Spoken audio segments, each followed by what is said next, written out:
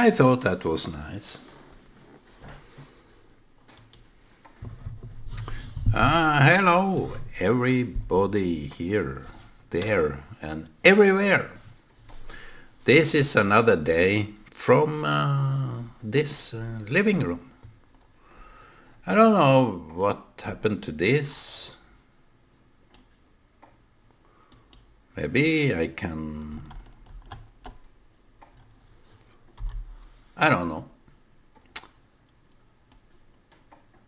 It's kind of a flag, isn't it?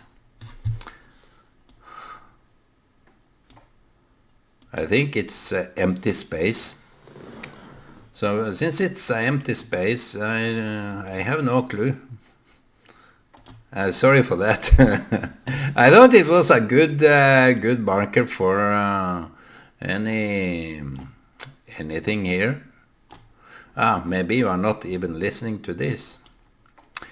So, how are you today, my friend? It's been raining, snowing, and now it is melting again. It is plus 0. So in that kind of region of temperature, it's either raining or snowing.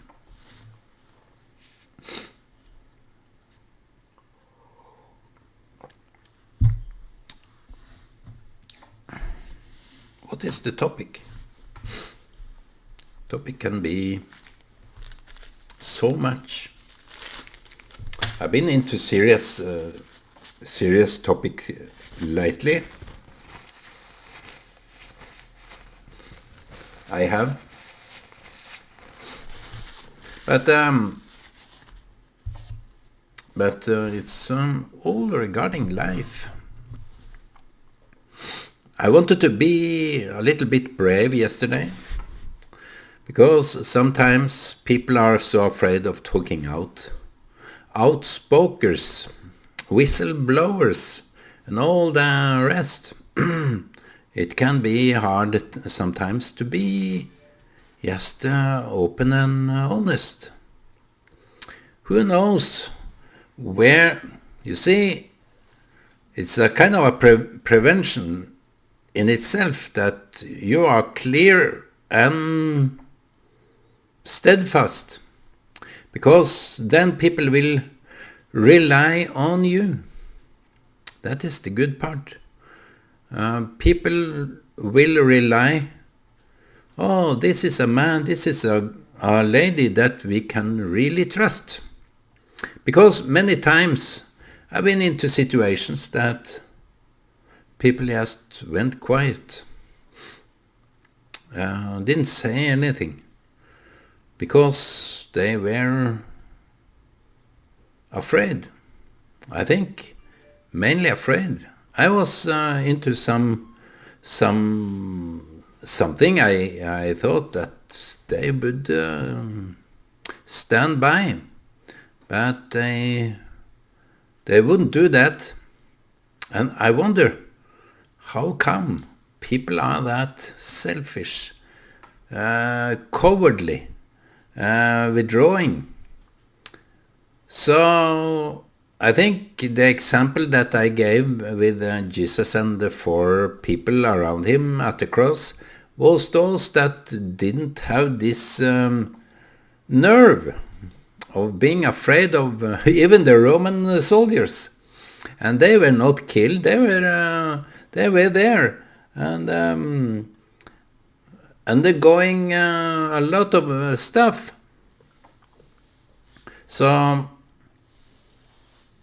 Peter, he was the kind of a denial. He denied that he knew. Because temperature in those days, not uncommon. It's when the debate is heated. Who is there to defend the point, defend the right, defend the less fortunate rights?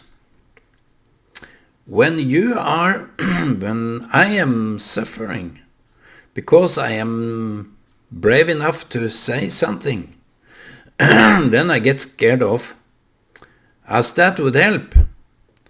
And see if how far will this man go in defending even the smallest. Now they defend the animals. I don't know why. It's a kind of excuse not to offend people. In my world, it's okay to defend the animals. I don't oppose that. But in reality, it's so much unjust. I was even asked, because I was defending Israel and all sorts of stuff, and also saying my mind about abortion, which I think it's a crime against humanity. And people say to me, why don't you defend the ladies that are pregnant? Why that have this hard decision? And why can't you support them? Why can't you go to Africa or somewhere where people are poor? And no, but it is a good point. That kind of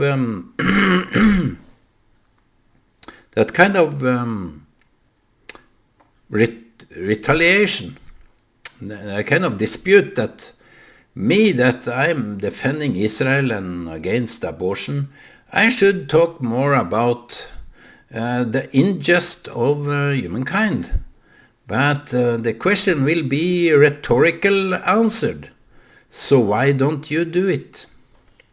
I think that those that demand that me and so many more do something else with our fights, our agenda. We don't do what they ask us to do or question us. Why would we not do that? I think the rhetorical question is, so since you are so worried about them, why don't you show me an example of that? Show me something that proves to me that I should leave this fight for rights and go over to your domain. Maybe you are in an organization like CARE, like other organizations that help people. And I would support that 100%. But until now, I do the fights that I feel is closer to my heart. So why do people oppose what we do? Even this, I mentioned it yesterday, that why wouldn't his mother and other people say to him, Jesus, for Christ's sake, for Christ's sake, why don't you fight something that is more acceptable? Why can't you fight something that is more tolerated? Why do you have to fight against those people that even they refer to the Bible?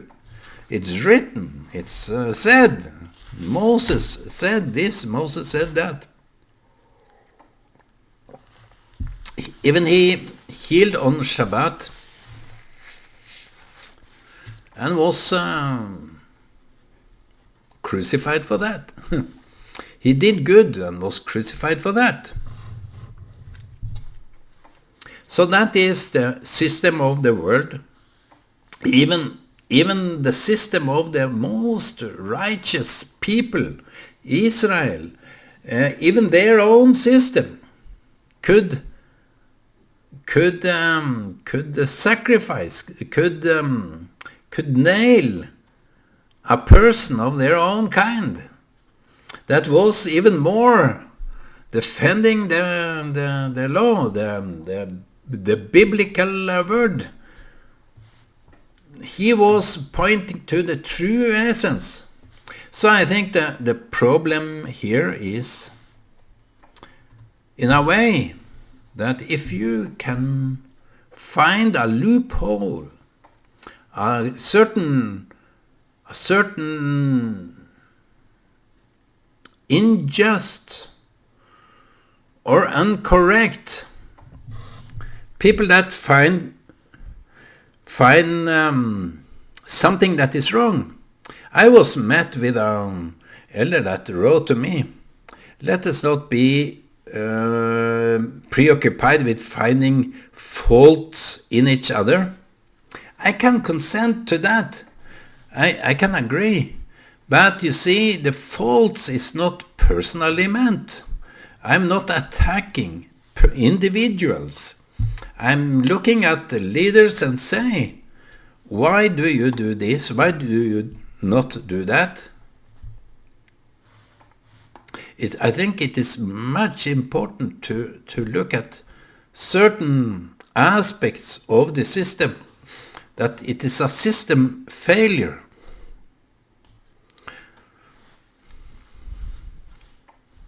System failure.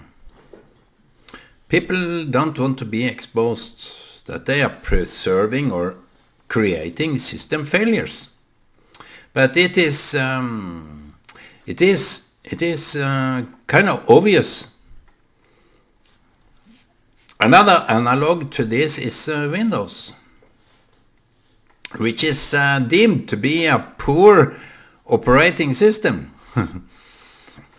And if God made the humankind as a Windows application, we have our operating system, and it is self-replicating, it's self-educating, it is self-healing, it is self-preserving, it's it's all these kind of attributes that that you can talk about. You can talk about it indefinitely, because the system, the human system, is brilliant. And how come that evolutionary theory would come up with that kind of? How can the system be we haven't come up with a system that is fail-proof. We always make programs, applications, system corrections that is implemented, installed in the operating system Windows, so that it can be self-corrected. We need some external programs that is made in later on. The polar opposite to the human, because the little infant is so healthy, as long as it's nourished and so on. It is self-preserving, it's growing. It's even a conscious mind. It have a mind of its own. You don't need another. Maybe we have, which we can see. That's kind of obvious with the Windows C, the operator that is dealing with the stuff. No. So for the Windows, the operator, the user is kind of invincible.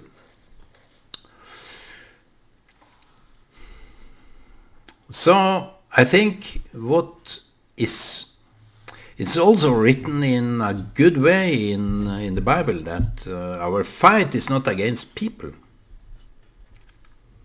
I was condemned on that. My fight may have been corrected. The system failure in me may have been corrected back then, when I realized that my fight shouldn't be about human human, not against personal fight. It's not a personal vendetta, like some people tend to do. They go even to the length of killing people because they are treated badly. I heard about that. I know about that. That is not self-correcting, that's self-destruction. If you go around kill people, it's self-destruction because it's in a way killing yourself. You have to see yourself in anyone, even the criminals. You have to see yourself in order to be honest.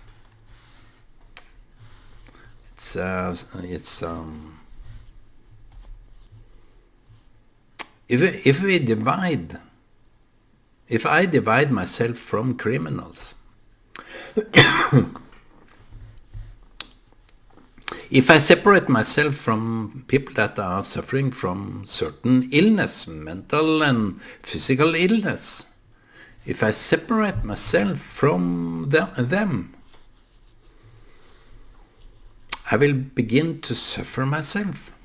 So Jesus said a very brilliant thing. When I was in prison, did you visit me? When I was sick, did you come to me and heal me? He had all this kind of stuff that he said. I think I realized one time that I got a visitor because something was done to me, and it made me heal. I got a visitor that admitted to my state, and she was able to heal in a way. Comfort healing. So I think the fight would never be beneficial for any parties if you are fighting against people. It's only the system that you should focus on. And if people don't realize that, I think they will be left out not knowing what is going on. I'm sitting here and talking about the system, and I'm part of the system. And people that are working in the system, not as me, I'm merely a key. I'm just a key to a system lock that have to do with the realization of if everybody have his own independency, that would benefit everyone, because everyone will contribute. It's this notion that if you work in a factory and you are a part owner of that factory, you will contribute even more. So if you are part of the system, if you see yourself as part of the system, you will be the key opener to the conflicts that are there. Not, it can be personal, but it can be derived, it can be understood in a way that no one would think of if they weren't part of the system. So people that are retracting from the system have some, let us talk about something positive. They are not part of the system, because if they have this notion that some topics are depressive and bad and so on, I think they are part of a system that are in denial, that is self-destructing. Why would I even say something like that? Let us talk about something positive. Are people that light-headed? Are you sick or something that you can't handle the real fact, like the leftist can't handle the real fact? I wonder about the leftists. Nowadays, they are very silent. They have, maybe I blew them to smithereens. I have no clue. But the leftists have left the building. They are no more there. They can't handle the facts. So, my friends, it's a hard rain that's gonna fall. When we are part of a system, we have to interact. And if we don't interact, if I don't contribute with these videos, with my saying, my view, my approach, my qualities, I will feel that I'm nothing. It's like my father went back from Africa. He was a missionary. He felt part of the system, even though it was a hard system for him. I think it went very hard on his psyche. But in which way? He had his role to play. He had his role, and if I retract from my role as a social contributor, I will be distracted. It's a kind of a distraction that is not good. And if my role is some kind of a fight against myself, let me explain that. If my role makes me feel that I'm sticking my head out, and generally people say it's good that you do your videos, and it's good topic, and it's very important that you do what you do, but I feel some kind of awkwardness to it, because I know that many people that I know quite well would not even look at the videos, would not even think much of what I'm saying. So I had to fight these spirits, so to say. Maybe it's spirits. More to the spirit that we know. Because people's prejudice is spiritual minded. How can you fight? As I mentioned yesterday, if you are in a dispute, you are accused for something you really didn't do. So how do you go along with people that are so pre-opinionated? They are so convinced that it takes a lot of energy from your behalf to convince those people that dispute you, that accuse you, to stand in a court and explain yourself. Maybe it's much easier, but if you get this lawyer that is accusing you and making you feel that you are even guilty for what the other did, it's kind of hard to explain. So to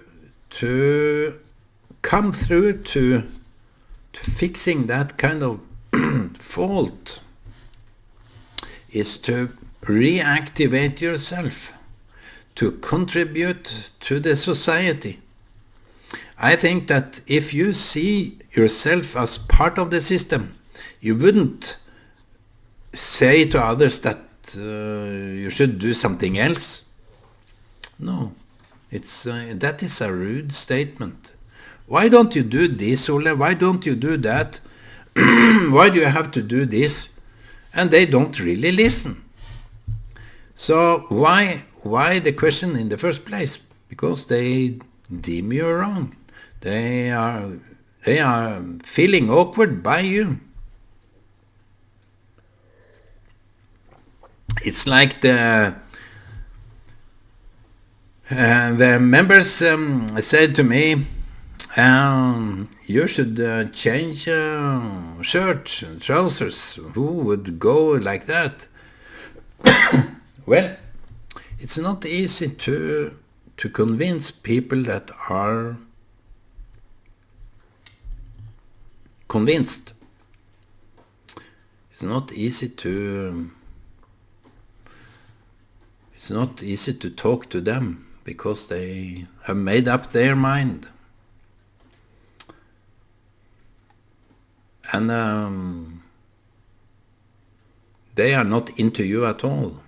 They are into themselves. And if I am only into myself,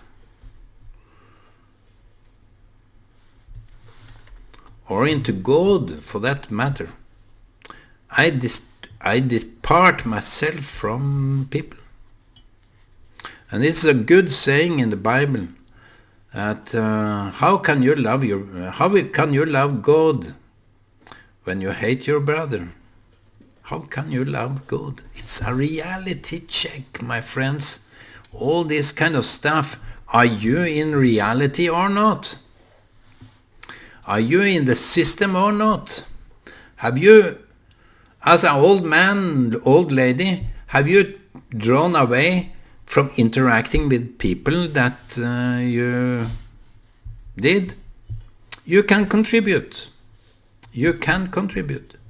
I said to my friends back at the day center, because they were in a way handicapped, mentally or physically. They couldn't work, they couldn't contribute with manually labor, so they sat there and maybe felt off.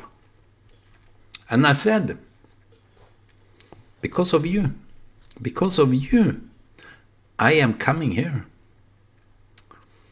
It's a great encouragement that you are you. Have you thought of that, my friend? To say to your friend that maybe they're less confident, that because of you, I am here. You give me so much of yourself. You inspire me. You do me so good that I can't hold back. I can't stay at home for a long time. I want to come here because you are so giving, you are so nice. So some people are just like that, my friends. Some people are just nice to be together with, and there are most of those people not like me. I'm into argument, I'm into operating system and so on. But those nice people that maybe think less of themselves should be encouraged sometimes. Maybe they beg you for something and you oppose, but you should do something because they are humiliated. Don't humiliate them even more. Okay, that is a pity cry from me. So this is another Wednesday, and it's a good day. I will go to town and be back. That is my daily routine. And I believe in me being in the system, being there with people, contributing in their life. My friends, contribute in people's life and you will see how much of a blessing you will be, how much of shalom, peace and tranquility that will come to other people. Be Messiah, be another's Messiah. Okay, bye.